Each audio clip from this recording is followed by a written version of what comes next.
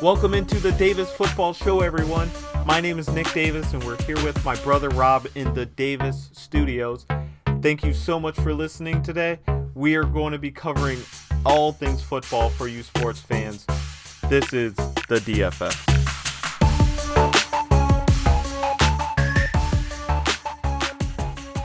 All right, Rob, what's up?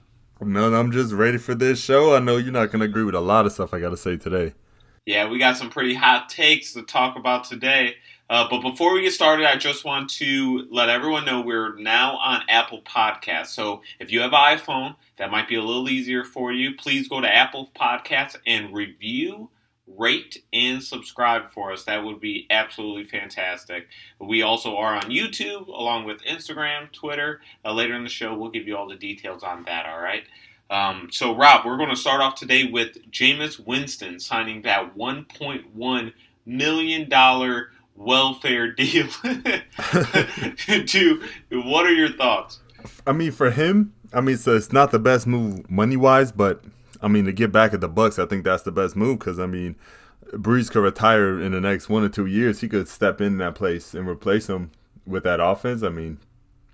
Even like right now, if Winston was to start, I think the Saints are just as good as the Bucs. So it's kind of a get back at the Bucs move, I think. Yeah, I agree with you 100%. I do feel there's a little revenge in his veins there. I do know on Rich Eisen he spoke and said, quote, "I look forward to beating the Bucs twice a year for the rest of my life." That is exactly what he said on Rich Eisen. So, although he signed a 1-year deal, I do think he's looking long-term and being there for a year, the rest of his career. Yeah, honestly, even if he didn't sign his deal, what's his other options? I don't think there's any other team that would even bring him in as a starter right now. So, I think just choosing this deal is probably the best option for him. Yeah, true. I don't think he has any other options to go in and start. But I think this is the perfect backup spot behind a quarterback who is, he's aging. He already has a broadcasting deal in his pocket. So it's just a matter of time before Jameis is going to get the opportunity to start in that system, maybe a year or two down the road. Yeah. Drew Brees got that commentator job in his back pocket once he retires. So, yeah, he'll be able to step in. He'll be able to step in and do a really good job with the Saints. Yep, and I don't think Taysom Hill is a legitimate option.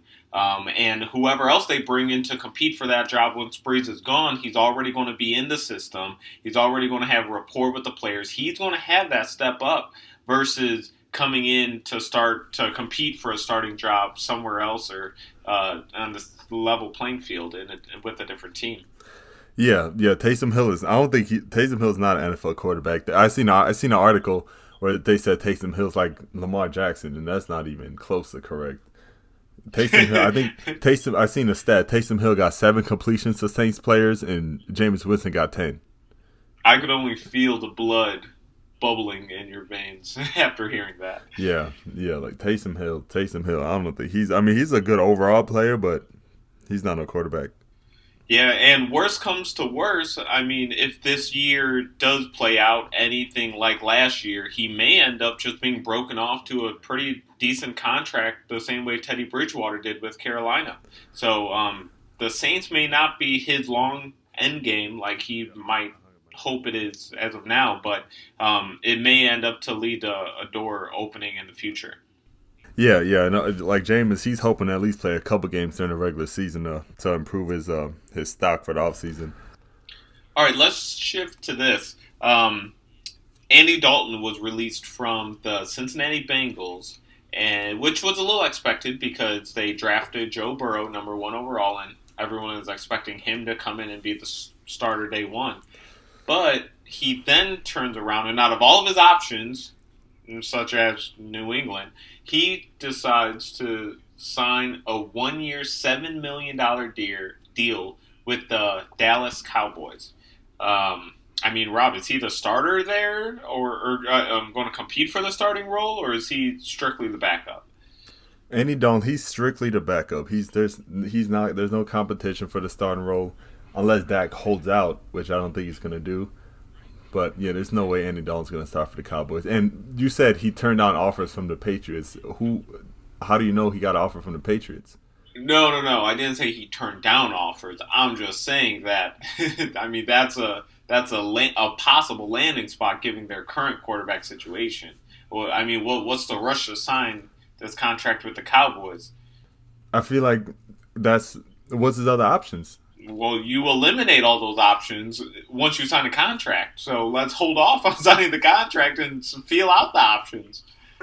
Okay, but I mean, let's see. Let's say the Jaguars don't offer him a contract. The Patriots don't offer him a contract. Maybe they already talked to him and they didn't want to sign him. So I mean, without those two options, I mean, the Cowboys with Dak might hold out, so he might get start a couple games to begin the season. But I mean, that's one of his best options to me. All right, yeah, I can see that.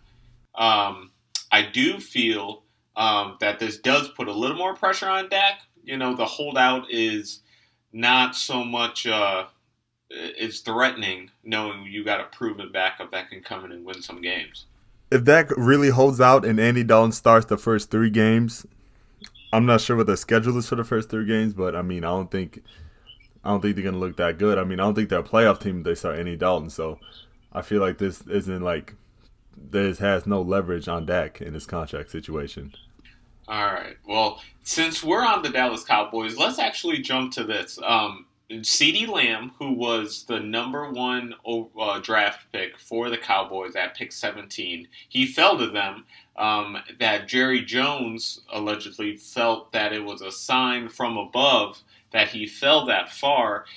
It pressured CeeDee into wearing number 88, which is legendary in Cowboy history, and I mean NFL history too. I mean, there's a lot of great players who wore that number. CeeDee Lamb have tweeted that he would have loved to wear number 10 in honor of DeAndre Hopkins, his role model, his idol, and 10 is available because Tavon Austin worked for the Cowboys last year, who is no longer on the roster. Number 10 is open, but he's being forced by ownership to wear number 88. What do you think about that? Actually, I'm going to let you go first on this one. I want to hear your opinion first. So I think that it's wrong of ownership to do that. They can say what they like or anything, but it really feels like he's pressured into doing this because it came out that he will be wearing number 88. So I don't know if he just decided or it wasn't that big of deal to him, his number 10 that he wanted to wear. But I know being a player, like numbers mean stuff to us. Numbers aren't just something that we throw a dart at a dartboard at to decide. There's a reason why we specifically pick specific numbers for majority of the time and majority of the players, and it sounded like CD had his reason why he wanted number 10, and he was essentially told, to wear something else. I mean, yeah, I feel you on that. Like, the player should wear the number that he wants, but I got a couple questions for you. How happy you think Jerry Jones is that Lamb's going to wear number 88? Pretty happy. You think Jerry Jones gave a little more money in players' contracts because they like that player more? It's for a future contract, you're saying? I think his rookie contract is set, correct? So you're saying 5 years from now, five years from now, when he's given his extension outside of his rookie contract, you think it's going to pay off long term for selecting this number? No, I'm just saying. Jerry Jones is known for like players he likes, like Tony Romo, giving them way more money than they should be getting, just because he liked that player. Okay. He's known to be doing that, so. And then who writes the checks for the Dallas Cowboys? It's Jerry Jones. Exactly. So, I mean, why aren't you going to want to make the guy who writes your checks happy? Yeah. I mean, I definitely see that aspect of it. At the end of the day, he's the owner and, runs the show. And look, if I was in the NFL being asked to wear a number, I would wear that number too. Don't get me wrong. But I do know the symbolic meaning behind a lot of these numbers that these players wear. Yeah, I feel you on that. Like, every player loves his number, but I mean, instead of wearing number 10 and wearing number 88, if that gets you extra $10 million in your next contract, I mean, I wouldn't hesitate. Yeah, but if CD Lamb is as good as we all are hoping and projecting he's going to be, he's going to get broken off and paid, regardless whether it's the Cowboys or not, on his next deal. Yeah, I feel you on that. Like, if he balls out, like, no matter what, he'll get paid. But, I mean, what if he got some injury problems or something and he's wearing number 88? I mean, that could help him out in the long run. I see that. I see that. All right. Well, let's move over to our power rankings. Now, we did this prior to the draft, where you took the AFC teams and I took the NFC teams, and we rated our top 5 teams that we felt were the best put together to compete to win a Super Bowl. Now that the draft has occurred, there's a lot of different players on the rosters, and some are very impactful, like CeeDee Lamb and the Cowboys. So I'm going to let you go first here and give your top 5 in the AFC. All right, so my number 5 team in the AFC. Yeah, let's go 5-1. It was a tough choice. I mean, I had it was between the Texans or the Denver Broncos, but I went. And you went the Texans last time, correct? Yeah, I had the Texans last time, but this time I'm gonna go ahead and go with the Denver Broncos. I mean, I just Thank God. I mean, I just think they just improved the offense so much with Jerry Jeudy. I think he's the number 1 receiver in the league day one. I mean, his route running probably is top 15 in the NFL right now, and that says a lot for a rookie coming in. Also, KJ Hamler, I think he's a slept on prospect because he didn't run the 40 because he was hurt in the combine, but he's just as fast as Henry Ruggs. I think he's going to have just as good as a career as Henry Ruggs. I mean, their offense is going to be potent, especially with getting Melvin Gordon and with Sutton out there playing too. I mean, their offense is going to be good. It's top 10 offense, I think. Wow, that's a pretty bold take right there, I think. I'm also going to be switching my number 5 pick also. I went with the Chicago Bears originally, but I feel that the draft did not impact them the way it impacted some other teams. I like Cole Kmet, the tight end that they selected, and as well as Jalen Johnson. I think both of them are going to start or be factors on their team. But I do feel like that there are some other teams that maybe may have made some bigger impacts. Number 5, I'm going to go with the Seattle Seahawks. I think just Russell Wilson, they improved that offensive line. They upgraded it pretty significantly, as well as drafting linebacker in the first round. I think that that pressure on the defenses, on their defense, is just going to continue to improve. They had a number of picks too, to where they added some quality depth, and it seems like they just continue to bring in hardworking pieces that eventually gets thrown on Russell Wilson's back, and he gets them in the playoffs. Yeah, Russell Wilson, to me, he's the 3rd best QB in the league. He's a really solid player, so the offense is going to be carrying that team. The defense, I mean, I think they're going to get Clowney back, but I'm not positive. But if they do, I think that should be higher than number 5. That would be huge if they end up making that happen. All right, so number 4 for you. All right, so my number 4 team in the AFC, I got the Pittsburgh Steelers. I know you're hating on them. I know you think Big Ben's injury prone, but you got the Eagles high in your top 5. So, I mean, Wentz is more injury prone than Big Ben. So, anyways, the Pittsburgh they got a top 3 defense in the NFL, I think. And then with bringing Big Ben back, I mean, they're gonna be a pretty solid team come the playoffs. I'm not hating on them. I like Pittsburgh. I think their defense is one of the best in the league. I just think Ben is old and aging, and I think they needed to make a move a couple of years ago on that. Yeah, I don't know about that. I mean, you say Big Ben's injury prone, but I mean, what do you think about Carson Wentz?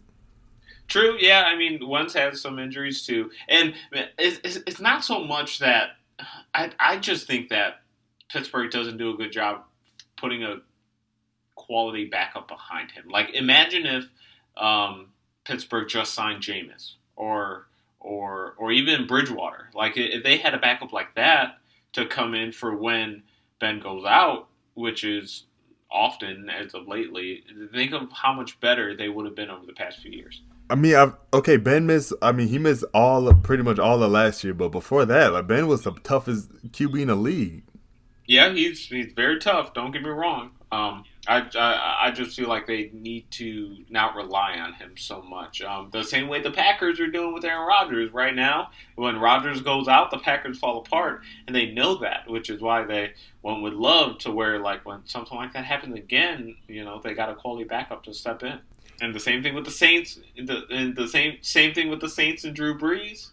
And the same thing with Philly and Carson Wentz. Like, there's a reason why they drafted Hurts in the second round when they got a really high quality quarterback. Yeah, but I mean, yeah, but like Big Ben isn't injury prone. Like before last year, like he never missed a lot of games with injuries. Yeah, so all right, so I guess injury prone over the course of his career was speaking out of context a little bit, but this past year has been pretty tough, and we do know that Ben Roethlisberger does not take care of his body the way that Tom Brady or Drew Brees does, and where he's at in age, I feel like injuries are just going to be more likely to happen. Yeah, I mean, yeah, he could like from now on he could become injury prone, but I mean, from the past, like Big Ben's one of the toughest QBs I ever seen play.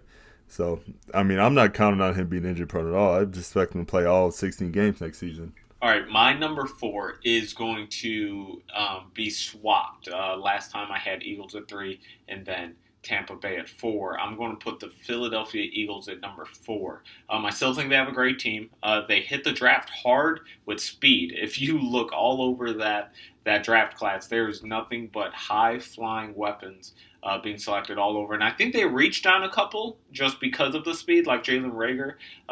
But I do know that they want to get fast. They want to be able to compete with the Kansas City Chiefs and everyone else who flies around there. They want to be able to couple their scheme with their tight ends with their speed on the outside. So I think that they moved down a little to number 4 only because I think Tampa Bay made some stronger, significant improvements, but I still think that Philly's a top 4 team in the NFC. Yeah, if Carson Wentz stay healthy, yeah, they're definitely a top 4 team for sure. All right, who do you got for number 3? All right, number 3, I got the Buffalo Bills. The Buffalo Bills, they got a really good defense, even though they lost Shaq Lawson, but still they replaced Shaq Lawson with Mario Addison. They added Stephon Diggs to that offense. So they were a good team last year. If it was for the Patriots, they would have won that division. But yeah, I got the Bills number 3. They're going to be a real solid team this year. Yeah, I got the Bills winning that division this year. They could, but don't sleep on the Dolphins. You never know. You don't got the Dolphins in your top 5? Not yet. I gotta see how that whole team plays out. But I would have had them in my top 5. The Dolphins over who? Mm-hmm. Over who? Well, I'm doing the NFC. You're doing the AFC. So my number 3 is going to be the Tampa Bay Buccaneers. They got Tom Brady and all the moves that happened prior to us doing this the first time. But they added Gronkowski, who came out of retirement. That was very significant. And then they went and hit the draft with offensive tackle. They got Tristan Wirfs, who I felt is the number 1 lineman in this year's class.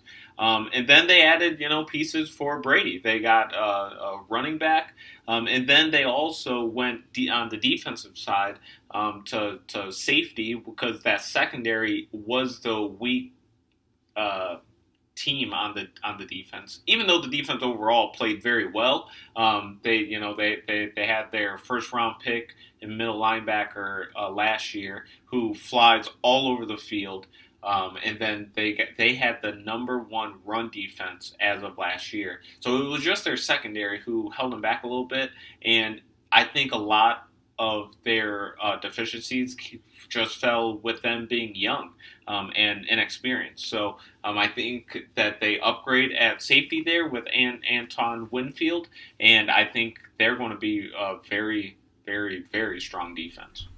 Not to mention that Jameis put that defense in a terrible situation all year long. Like, Jameis put that defense in the worst position than any other NFL team. So Tom Brady isn't going to do that, and that alone is going to help that defense improve.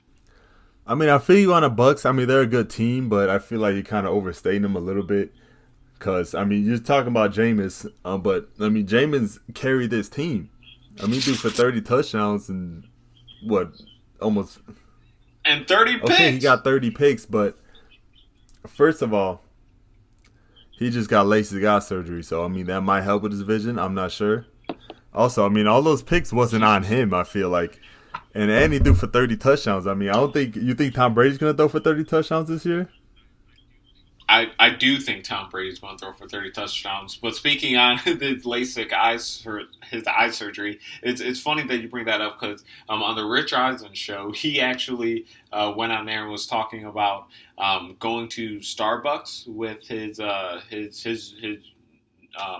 newly married wife, and he was sitting at Starbucks looking out the window, and he saw gnats like for the first time and like bugs outside, and he was like freaking out because he never been able to see them before. So as big as he bugs now, I think he's going to be a significantly better quarterback. Yeah, like I feel like right now at this current state, like Jameis Winston ain't much worse than Tom Brady right now because Tom Brady, what is he, 43? I mean, you can't. I think the big difference between the two of them is Tom Brady walks up to the line of scrimmage after breaking the huddle. He sees the defense, and he knows exactly what they're in and exactly what they're shifting to mid-play. And he knows where to go with the ball. When Jameis makes those mental errors, physically, yeah, it's a no-brainer. But as far as the mental game goes, I don't think Brady cracks under the pressure, and I'm not saying that Jameis does, but Jameis never been in a Super Bowl to prove that he doesn't. Oh yeah, of course Brady got more mental knowledge than him, but physical, you got Godwin running 60 yards wide open. Is Tom Brady going to make that throw? Yeah, I mean that throw isn't going to help you win a Super Bowl, It looks great for the highlight tape and the biggest plays of the week, but I mean the Super Bowl's the goal, and Peyton Manning won a Super Bowl with Denver with a noodle for an arm. Getting carried by who? The defense. Yeah, that's what I'm saying. That's what I'm saying. Okay, so I mean to me running back and quarterbacks the weakest points of that team. Brady, I don't think Brady's elite. He's not a leader. I mean he's a leader. I mean I don't mean he's the best, one of the best QBs in the league anymore. I don't think Brady is going to throw Tampa Bay on his back the way Russell Wilson does with Seattle and get them deep in the playoffs. No, but I think that the same way Peyton Manning guided a very talented Broncos team to the Super Bowl a few years back is going to end up playing the same way. No. Peyton didn't lead the team to the Super Bowl. The defense led the team to the Super Bowl. No, I didn't say lead. I said guided a talented team. Lead, guided. What's the difference? There's a big difference. There's no difference. He didn't get the defense guided. Peyton Manning didn't even play the whole year. What did he play? 8 games in the regular season? Look, was Peyton Manning throwing 60-yard bombs to his receivers in the Super Bowl? No, he was not. But they won it. And I think Tampa Bay is going to be you say a 60-yard pass. You said a 60-yard pass would look good on the highlight tape, but it won't win Super Bowls. Didn't Jimmy G miss a 50-yard touchdown pass that would have won him the Super Bowl? Yeah, he definitely would have. Okay. And Tom Brady is not going to be running wasp with Tyreek Hill to get back in the game. If they fall behind, they're cooked, But I do think but I think that Tom Brady and that defense and Bruce Arians, the coach, is going to have them in a great position deep in the playoffs. Yeah, they'll definitely make the playoffs. Until we're proven wrong, then they're sitting at my number 3 team. Yeah, I mean, they'll make the playoffs, but I mean, I don't think they'll be a top 3 seed, but because age, Father Time doesn't lose. You could take him to overtime, but he's not going to lose. So, just so our audience knows, these power rankings are going to be updated every single week as the games go on. So, after week 1, week 3, week 7, week 12, we're going to be here for you giving our newly updated top 5 power rankings with our thoughts. And this is where we stand right now. But after we see how they play Week 1, it could definitely change. So your number 2 team, Rob, in the AFC. All right, my number 2 team in the AFC. Last week I had the Ravens, but this week I'm going with the Kansas City Chiefs, only because the Ravens had such a good draft. But yeah, the Kansas City Chiefs, I mean, Breland, he just got arrested. He's getting charged with like 5 charges. So, I mean, he might miss most of the year. I don't know. The whole year, we'll see. But the Chiefs, yeah, they're bringing back still like most of their team from last year. They're really a solid team. But, I mean, I feel like this year the Ravens is going to take that next step and they're going to be better. So, yeah, I got the Chiefs at number 2. Yeah, Breland might be released here. Like, who knows? Like, I can't believe, like, you're making all this money and you can't keep yourself out of trouble. Like, it blows my mind. Yeah, that was a bad decision by him. But did he get caught where did he get caught at? Is weed legal where he got caught? Because that does a huge part in it. That's a really good question. We need to maybe do some investigating there and figure that out because I'm not sure. I know he was not in Kansas City, Missouri, but let's find that out for our next show. Okay. Yeah, because like because he got caught with weed, so like if he got caught in a state where it's illegal, he might be released or maybe miss the whole season. So yeah, we're gonna have to keep an eye out on that. All right, my number 2 pick is staying consistent with the New Orleans Saints. I think they had a great draft. They didn't have many draft picks. I think they probably had one of the fewest in the league. But in the first round, with the 24th overall pick, they went with Cesar Ruiz, a center out of Michigan. I think he is the best interior lineman that was in the draft. And they've been drafting heavy linemen over the past few years, and I think it's only going to make them better up front to protect the quarterback and for the run game.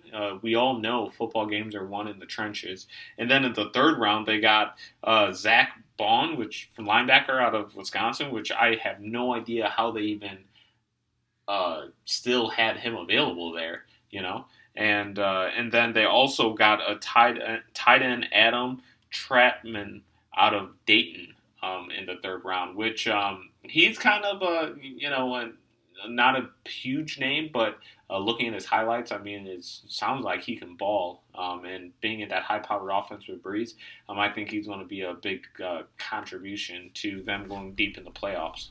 Yeah, the Saints. To me, like if I was the Saints GM, I think I would have traded like next year's pick to get more weapons for Drew Brees because. Like Drew Brees got 1 or 2 years left. You got to go all in and try to get this Super Bowl. Like I would have traded first round, next year's first, second to get back in the first round to get CeeDee Lamb or one of these receivers or something like that. Cause yeah, I would have been all in. I would have used next year's draft picks to try to get more picks this year because they had a first round, 2 second rounds, and like a 5th round. They didn't have a lot of picks this year, so. I mean, that's what I would have did if I was the Saints. They're definitely in win now mode. Yeah, absolutely. All right, Rob, so who do you have for your number 1 pick? I think you gave us a little sneak peek. Yeah, everyone knows. So my number 1 pick, I got the Baltimore Ravens. So last time I had the Baltimore Ravens at number 2. But, I mean, I think they just had such good of a draft. I mean, they got to be number 1 now because they improved the defense. They improved the offense. I mean, last year they had the number one offense last year. They improved that offense, so they're gonna have the number 1 they're gonna have the number 1 offense again. And the defense, they improved the defense too. So the defense is gonna be better than last year. So I mean, I think they have a chance to have like a number 1 offense and a number 1 defense in the league. So I mean, we'll see if the rookies play to their potential. We'll see. But yeah, I got the Baltimore Ravens number 1. Yeah, can you imagine the number 1 offense and number 1 defense? Are you aware? Has that ever been the case before? It did happen once in 1996 with the Green Bay Packers. They had the number 1 offense and number 1 defense. But I mean, okay, man. And the '96 Packers ended up winning it all, right? They did. They did that year. So I mean, I hope the Ravens could do that same thing and go ahead and have number 1 offense, number 1 defense, and win a Super Bowl. That's the goal. That was Brett Favre's last Super Bowl. which actually is going to segue great into our next topic because Brett Favre did get on the Rich Eisen show and talk a little bit about Rodgers and how he felt about Kevin Love, or not Kevin Love, Jordan Love. But before we get into that, we're going to I'm going to wrap up our power rankings here with my number one team, which is the same as last time. It's the San Francisco 49ers. And if I can put them any higher from 1 to like 0.5 or whatever, I feel like they drafted better than any of these teams in the top 5. And they were already at number 1. They brought in Kinlaw, who, replaces Buckner, and I think he's going to be a day one impact right away. The San Francisco 49ers also declined the 5th-year option on Solomon Thomas. So he's going to be playing for a contract, whether it's in San Francisco or somewhere else. Believe it, his best football is going to be this year.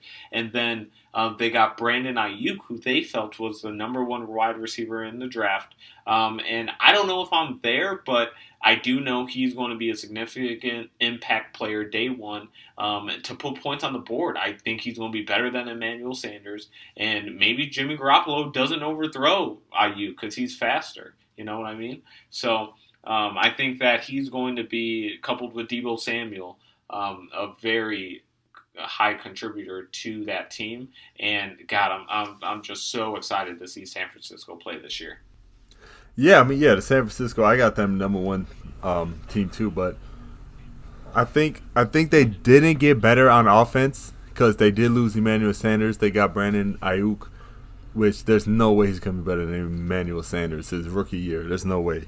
And also they lost Matt Breida. He was like the 3rd string running back, but still, it adds depth, but they lost him. So I think the offense might be like around the same or a little bit worse. I don't really think they got better. And in the defense, Sherman's another year older, and they did add Kinlaw to replace DeForest Buckner, but I don't think Kinlaw is going to be better than DeForest Buckner. DeForest Buckner was in the NFL for 4 years. He's not going to come and be better than him yet. So, I think they got worse on offense and defense, but I still think they're the number 1 team in the NFC. All right, well, that wraps up our power rankings currently in the first week of May here, but we will continue to do our power rankings. We'll probably do a few more here before the beginning of the season, maybe like when training camp starts up and some preseason games. I'm pretty optimistic about the season here, as you can tell, given our current situation with COVID. But I think that we are going to end up continuing on planning for this NFL season. So I want to shift to the Packers and Jordan Love being drafted number 1 overall. Rob, what are your thoughts on that? I feel the Packers, like Aaron Rodgers getting older. I feel like the GM of the Packers don't feel like they're going to win a Super Bowl this year. They had a pretty easy schedule last year. It's going to get a little harder. They're not going to be 13-3 again. So, I feel like they're just planning for the future. So, the Jordan Love pick wasn't bad, but it doesn't really help Aaron Rodgers right now. So, yeah, I agree 100%. I don't think that they're gonna be 13-3 like they were last year. I think they caught a lot of breaks last year that allowed them to be that good on record. But playing a 13-3 schedule this upcoming year, and not having all those breaks, I think that they're going to be closer to the 8-8 spot this year. 8-8. Yeah. A 5-game difference. Yeah. I'm thinking more 10-6. Last year they played the Chiefs without Patrick Mahomes, so that's another loss. The Bears, I think all the teams in the division got a little bit better. I don't think they got much worse, so maybe they're losing 1 or 2 more games, but I think they're gonna be like 10-6, 11-5. But I don't think 8-8. That's a huge drop off. Yeah, so the big elephant in the room is that, Jordan Love isn't really going to help them this year unless Rodgers is hurt. So, they were, I think a lot of Packers fans, or I should say I know a lot of Packers fans living in Wisconsin, wanted a player who would have impacted the team today, would have been on the field game 1, helping Rodgers and that team compete for a Super Bowl this year. And Jordan Love just isn't that guy, given the fact, that Rodgers is hurt and unable to play. Yeah, I mean, but like, yeah, they got as receivers. They got Devontae Adams and like all those rookies last year. I mean, they're gonna take that next step, I think, and get a little bit better. So like, I don't think their receiving corps is like bad. I mean, I think they're still like top 15, top 20 in the league. So I mean, it's not like he's playing with garbage, but I mean, they'll get a little bit better. But I think they'll be like 10-6, 11-5 this year. Yeah, so Brett Favre came out and said that he can completely relate to Aaron because he was in that same situation in Green Bay with Aaron Rodgers. It's funny how it all came full circle, right? Aaron Rodgers was Jordan Love coming in behind Brett Favre, who was a year younger than Aaron, by the way. He was 35 when Aaron got drafted. Rodgers is currently 36. But he came in, and it was a new coaching staff. And then that new coaching staff drafted a new quarterback. And real quick, Brett was explaining how he felt as the elephant in the room. He was the odd man out. And, it kind of felt a little unwanted how, the team drafted their guy and they were just basically watching the clock for him to be done or to move on. And, I mean, I kind of feel like Rodgers is going to be feeling the same thing. I mean, Matt LaFleur and his team came in as a new coaching staff, and then they drafted their guy. I mean, it's only a matter of time before, the writing's on the wall for Aaron Rodgers. Yeah, of course the writing's on the wall for Aaron Rodgers. Like, you got a new GM, you got a new coach. That team didn't draft you, so I feel like they want to bring in Jordan Love and like have success with him. But I mean, if I was Rodgers, like people saying like he shouldn't like really help Jordan Love and stuff like that to keep his job. But if I was him, I would help Jordan Love as much as I can. I will make him the best backup QB in the NFL. Because if Jordan Love's playing really good, they wouldn't have a problem releasing you. But if you're still playing good and Jordan Love isn't playing good, they might throw you on a franchise tag for a couple of years until like you're 40. So if I was Rodgers, I'll just help Jordan Love as much as I can to get out of that situation. Then you can go to any team you want. Yeah, that's a pretty interesting take right there. Yeah, because when Rodgers came in, Favre didn't really click with Aaron Rodgers. They weren't really talking. Favre wasn't really helping them. But Rodgers. They're not. If I was Aaron Rodgers, they're not really helping you. So you want to get out of that situation. The best way to get out of that situation is to get Jordan Love to be the best QB that he can be. So you're going to help as much as you want to get out of there. So they might, if Jordan Love's good, they'll release Aaron Rodgers with no trade or nothing, no franchise tag, no nothing. Just move on. Right. Absolutely. I agree 100%. So let's move to this topic, which is pretty interesting in my opinion. Like looking at this, and I'm sorry for those of you who are not on our YouTube channel, please go check it out and subscribe so you can see this visual. Posted, we have the 5 NFL head coaches that are going into their second year. And the question, Rob, is who out of these 5 coaches are going to have the best year in year 2? Honestly, it's kind of hard to tell right now because the Bengals, they were kind of tanking. They started 3 QBs last year. They weren't really trying to win. Same with the Dolphins. The Dolphins wasn't really trying to win last year. I feel like the Broncos, wasn't really trying to win that last year. They started 3 QBs too. They started with Flacco and ended with Drew Lock. So, and then you had Green Bay, Matt LaFleur. How much was he really running the offense, or how much was Rodgers really running the offense? So it's kind of hard to tell how good of a job Matt LaFleur was doing with one of the best QBs in the NFL.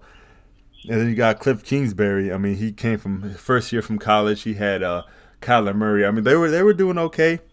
They were doing all right. But to me, if I had to pick one, I have to pick Brian Flores because this was the team that was trying to lose games.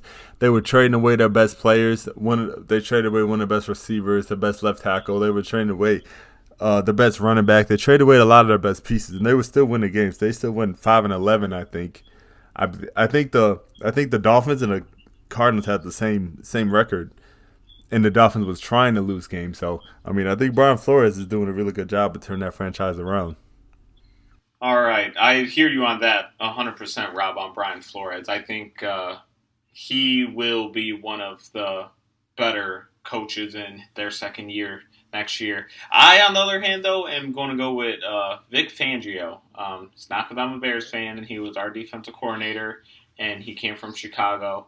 I'm choosing Vic because they went on a little run last year where they were in so many close games and they could have won a handful of them. And they ended up finishing off the year with a pretty decent record. They were middle of the pack. They weren't they weren't like, the Detroit Lions or the Cincinnati Bengals by any means. They were in a ton of games, and I feel like they had one of the best drafts in the whole league.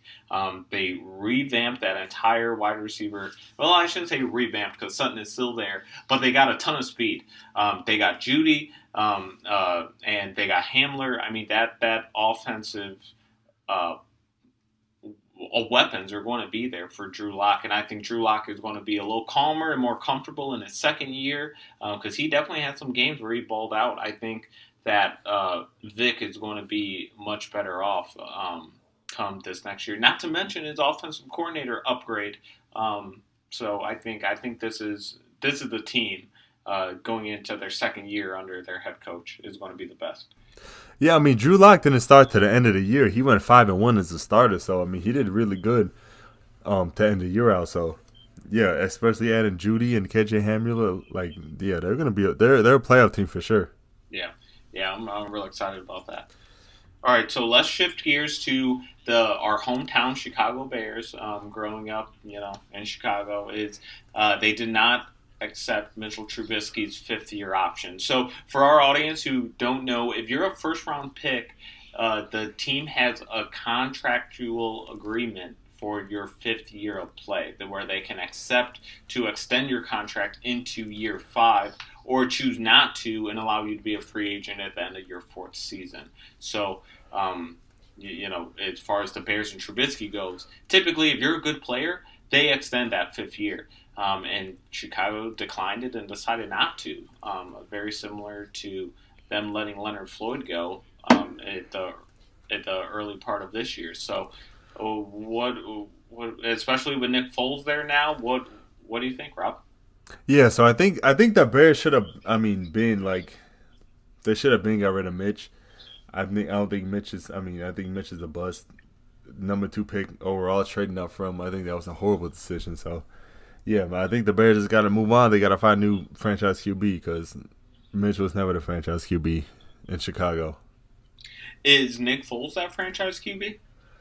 No, Nick Foles is not that franchise QB. I mean, Nick Foles, Nick Foles is not a bad quarterback, but I feel like he's not a franchise QB. To me, a franchise QB, the definition of a franchise QB is the QB is the best player on the team and runs the whole team. Like if you're not that, you can't be a franchise QB. And no, I don't think Nick Foles will be the best player on a Super Bowl winning team. Even though he won a Super Bowl and was Super Bowl MVP. Who got him the 1 seed? It wasn't him. You're absolutely exactly. right. It wasn't him. Yes, I mean he just played what did he play 2 home games and got to the Super Bowl, played good. Okay. I mean, he's not a bad player, but I mean, I don't think he could carry a franchise. I mean, if you have a good defense, good running game, good receivers, he could fit in perfectly when you're a Super Bowl. But I mean, actually going out and leading a team, being the best player on the team, no way. All right, so you're pretty clear Chicago does not have that right now. Who in next year's draft can they go up and get at the quarterback position to be their franchise QB?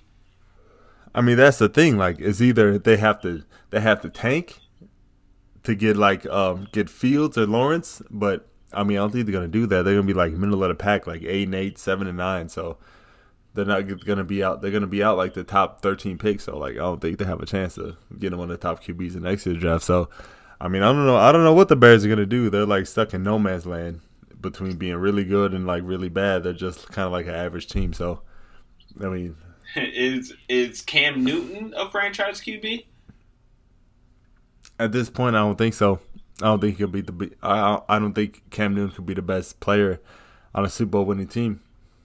All right, so then it has to be with the draft, the 2021 draft. How soon is it to do a mock, Rob?